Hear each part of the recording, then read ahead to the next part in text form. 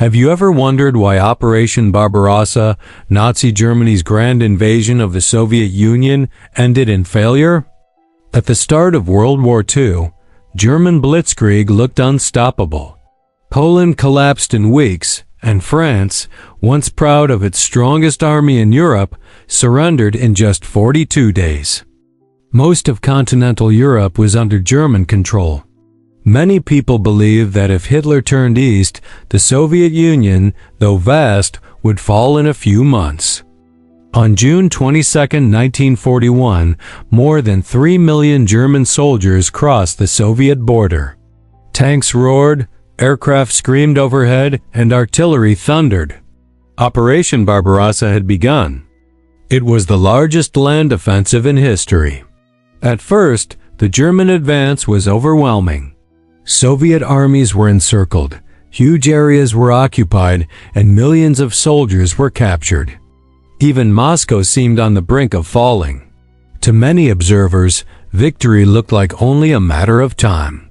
So why did this seemingly perfect plan collapse? To answer that, we must first ask, why did Hitler attack the Soviet Union at all when the two countries had just signed a non-aggression pact in 1939? Germany and the USSR had divided Poland and traded resources. On the surface, they were partners. But for Hitler, this was only a temporary convenience. Germany's war machine was powerful but resource-poor. It lacked oil, food, rubber, and metals, and British naval blockades made imports harder and harder. Hitler knew that Germany's victories were fragile unless it seized a huge living space in the East. In his mind, that meant conquering the Soviet Union. In Mein Kampf, he described the Soviet state as a Jewish-controlled Bolshevik regime ruling over inferior Slavic peoples. War against the USSR was both strategic and ideological. He dreamed of taking Ukraine's fertile farmland, the Caucasus oil fields, and turning Soviet citizens into slave labor to feed a German empire that would dominate Europe. German leaders also underestimated the USSR. Stalin's attempts to appease Germany made him look weak and indecisive. Berlin assumed the Red Army would collapse like Poland and France. Hitler believed that one powerful blow would bring down the Soviet government in weeks, giving Germany total control of Europe and forcing Britain to negotiate from a position of weakness. After defeating France in 1940, Germany faced no immediate threat in the West. The High Command began planning the Great Eastern Campaign, Operation Barbarossa. The idea was to copy blitzkrieg from the Western Front, fast armored thrusts, deep encirclements, and rapid destruction of Soviet armies within 3 to 5 months. 3 army groups would attack at once, north toward Leningrad, center toward Moscow, and south toward Ukraine and its rich resources.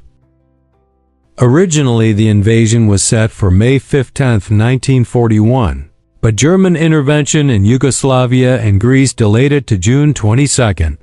Those 5 lost weeks later proved critical. Once the attack began, success seemed to confirm Hitler's confidence. At Minsk, Smolensk, and especially Kiev, entire Soviet armies were surrounded and destroyed. The encirclement at Kiev alone captured around 600,000 Soviet soldiers, the largest encirclement battle in history. It looked as if the Soviet Union was about to collapse. By early autumn, German scouts could see the towers of the Kremlin through their binoculars. The world held its breath. Would Moscow fall and the war be decided in a single campaign? In October 1941, Germany launched Operation Typhoon, the final push toward Moscow. Hitler was already planning a victory parade on Red Square. Then the weather turned. Heavy autumn rains arrived. Roads turned into seas of mud. Tanks and trucks bogged down, and rail transport was disrupted.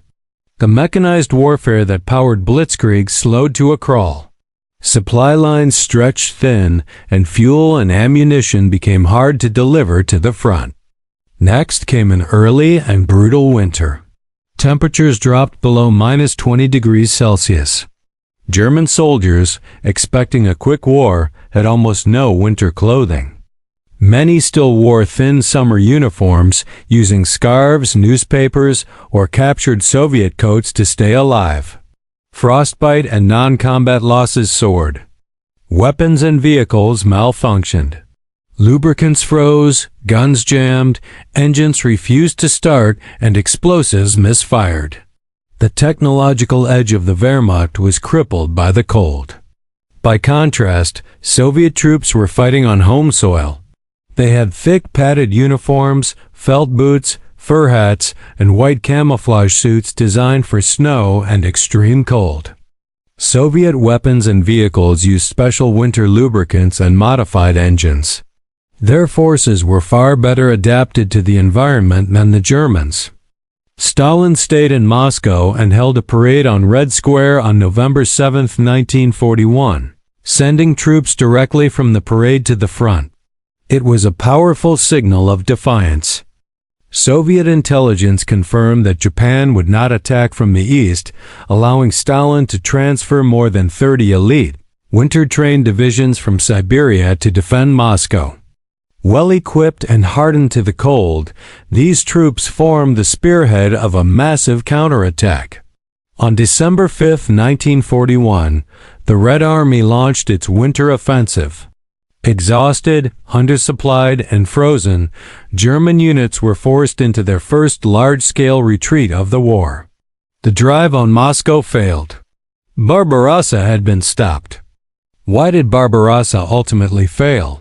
We can look at four main reasons: shifting strategy, climate and logistics, Soviet depth and manpower, and political will to resist.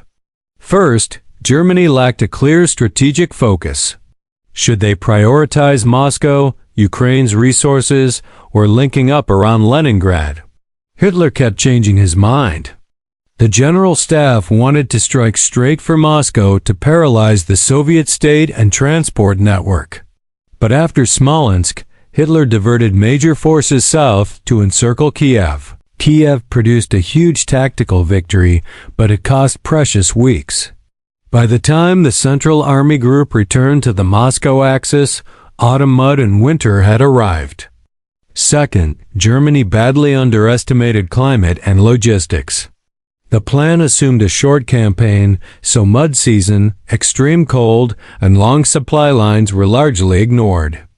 Blitzkrieg depended on speed and fuel. On the endless, muddy, frozen roads of the Soviet Union, speed vanished, supplies ran low, and the German advance lost momentum. Third, the Soviet Union's vast territory and manpower allowed it to trade space for time. Even after losing millions of soldiers, it could retreat, regroup, and mobilize new armies. Scorched earth tactics destroyed roads, bridges, and resources. The deeper the Wehrmacht advanced, the longer and weaker its supply lines became, turning the war into a grinding slog. Fourth, political systems and willpower mattered.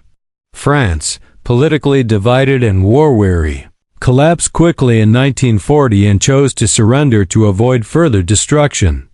The Soviet Union, an authoritarian state, could mobilize the entire society and enforce resistance at any cost. As long as Stalin refused to surrender, there was no real peace party.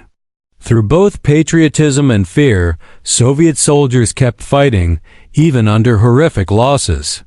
The regime's brutality was inhumane, but it held the country together in a mortal crisis. In the end, Barbarossa was a doomed gamble. Germany tried to win a 100-day lightning war, while the Soviet Union fought, and was prepared to fight, a 4-year war of attrition. Once Blitzkrieg failed before Moscow, the outcome was set. The shockwaves of that failure would be felt at Stalingrad, at Kursk, and finally in the ruins of Berlin, where the Nazi Empire fell.